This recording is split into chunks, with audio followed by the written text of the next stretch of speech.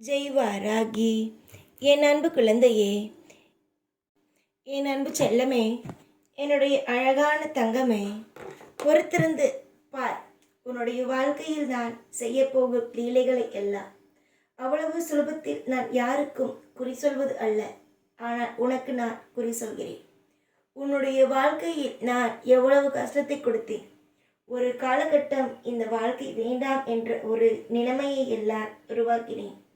ஆனால் இப்பொழுது ஏதோ ஒரு கொஞ்சமாவது மூச்சு விடுவது போல வாழ்க்கையில் ஏதோ ஒன்று நடக்க ஆரம்பித்திருக்கிறது. நானும் உன்னுடைய குலதெய்வமும் எப்பொழுதும் உனக்கு சொல்வது ஒரே ஒரு விஷயம் மட்டுமே. எல்லாமும் சரியாகும். எல்லாமும் உங்களுக்கு பிடித்ததாக நடக்க ஆரம்பிக்கும்.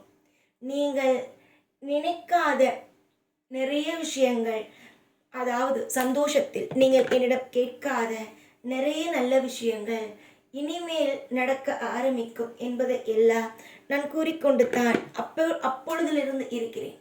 ஆனால் இனிமேல் நீ என்னென்னவெல்லாம் பார்க்க போகிறாய் என்று பார். முதலில் உன்னுடைய வாழ்க்கையில் நான் செய்ய போகும் ஒரு விஷயம் என்ன தெரியுமா? நீ கேட்டதை முதலில் நான் கொடுக்க போகிறேன். உன்னுடைய வாழ்க்கையில் நீ என்ன கேட்டாயோ அதை முதலில் நான் கொடுக்க போகிறேன். உன்னுடைய வாழ்க்கையில் நிலையான சந்தோஷத்தை என்னிடம் நீ கேட்டாய், அதை உனக்கு நான் கொடுக்க போகிறேன். மன நிம்மதிகள், அதாவது நீ என்னிடம் கேட்டது பணம் நகைகள் எல்லாம் இருக்கட்டும், மனதுக்குள் ஒரு அமைதி இல்லாமல் அழைகிறேன்.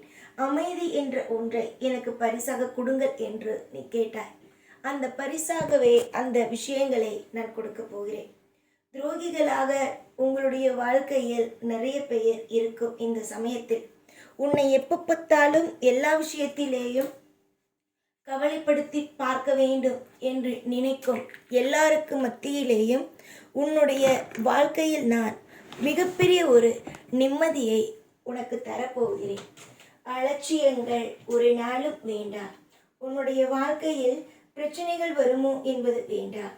உனக்கு நான் நல்லதை செய்ய போகிறேன்.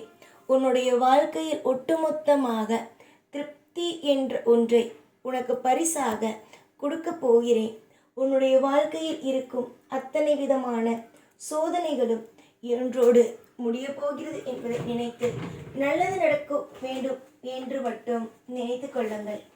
இங்கு நிறைய பேருக்கு நிறைய விதமான யோசனைகள் எல்லாம் உண்டு. உன்னுடைய வாழ்க்கையில் நீயாகவே என்னிடம் வந்து நின்று நிறைய விஷயங்களை கேட்டாய். இது நடக்குமா, அது நடக்குமா, இந்த விஷயம் அமையுமா, அந்த விஷயம் அமையுமா என்று என்னிடம் நீ கேட்டாய்.